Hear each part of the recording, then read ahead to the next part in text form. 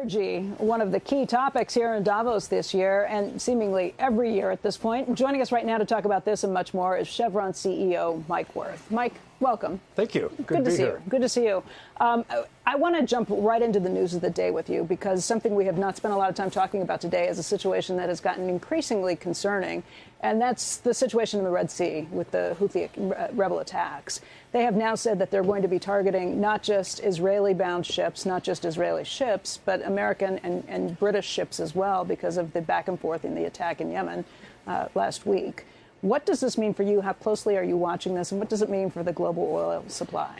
Yeah, well, we watch it very closely. I mean, the safety of our people is the most important thing that we work on every single day. We have ships that go through the Arabian Gulf and the Red Sea regularly. Last year, we had two ships attacked by the Iranian Navy. We had one ship that was boarded off helicopters by commandos, and the ship was actually hijacked and taken into an Iranian port. We had another one that took fire for several hours until the U.S. Navy interceded. So we work very closely with the Fifth Fleet. We coordinate every vessel movement with U.S. and other military authorities that are in the region.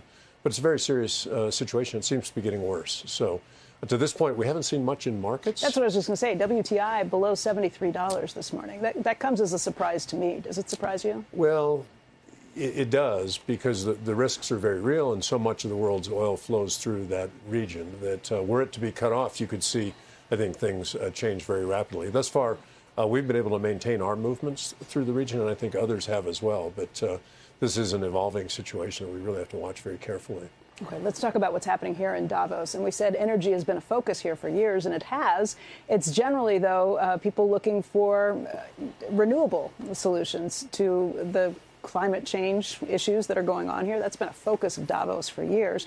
You've been very vocal about the idea that we need to have lower emissions, but it shouldn't come at the expense of affordable and reliable energy supply. What is that message here? How does it resonate?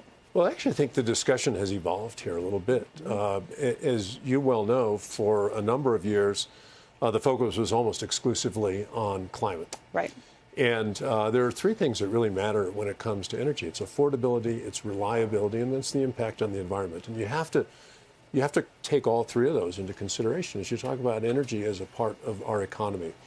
And we've certainly seen in Europe when reliable supply is threatened, prices respond, and the economy feels it. And so I find a more balanced conversation is underway, certainly not less concern about the climate, but I think more recognition that reliable supply and affordable energy matter, and that we have an energy system today that has the mix that it has, and you can't change this overnight. And so it's going to take time, it's going to take technology, capital markets, and investment in order to scale some of these new technologies.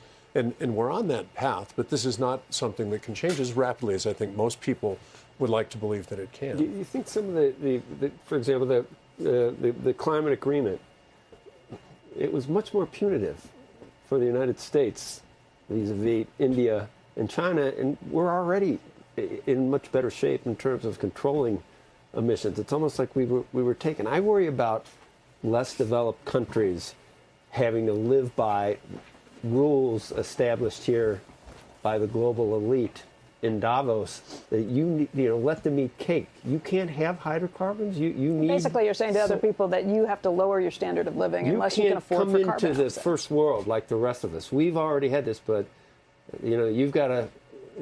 Your economies can't grow. You're not going to have the hydrocarbons necessary for you to grow. Well, this is the tension. There's been a backlash. This is coming home to roost. When people don't have energy, when things cost too much and your economy goes into a recession, when Europe looks like they dodged a bullet with Russia and natural gas, could have been much worse. Well, this is a tension that's been inherent in the Paris Agreement from the beginning, is who pays, and particularly for developing countries, how do they allow their economy to develop in a way that's competitive and raises the standard of living?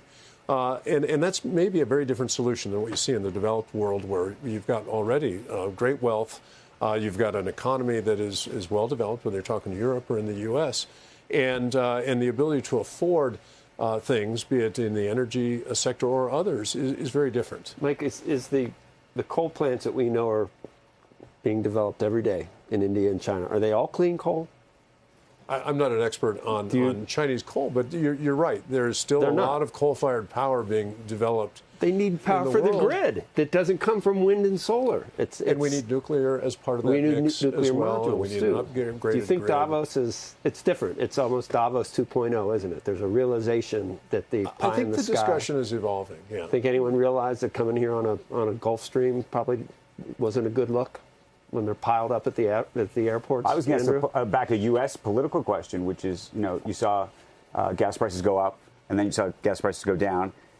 President Biden blamed for it going up. There's a question about whether he gets credit for it going down. They're still 50% above where he started. Well, no, and so the question, though, that I have is actually as a CEO of a company in this space, how do you think about the politics and how it relates to price? For those out there who are watching, trying to figure out how they think about what's happening in the country. The price of gasoline in the U.S. is set by supply and demand and competition. It's not set by the President of the United States. It's not set by CEOs of oil companies. It's set in markets. It's a globally traded commodity.